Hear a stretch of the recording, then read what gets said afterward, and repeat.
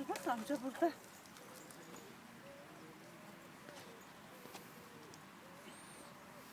Tut amcası. Bak Devrem. Kafasını bir yere vurmuş, şişmiş.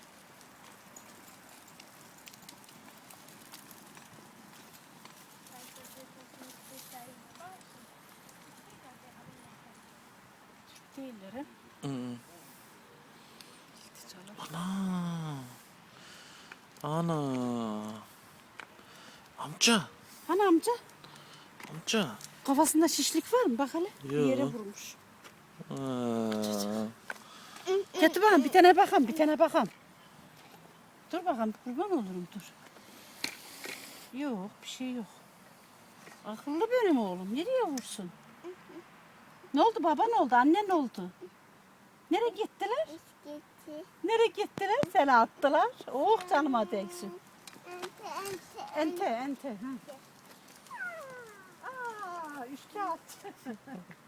Murat enteleri güzelliğine bak ya. Allah, ekmek getirecektim, unuttum ya.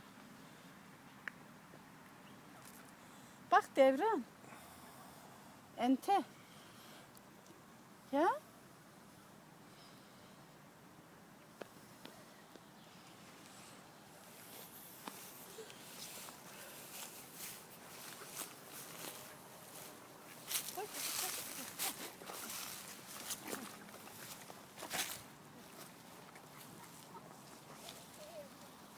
Enteye bakın.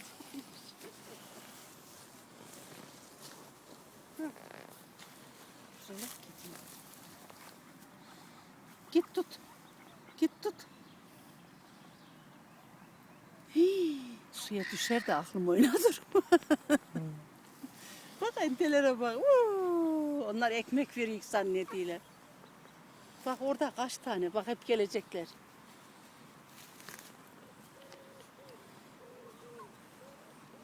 Bak hep buraya geliyorlar. Zannediler ekmek var.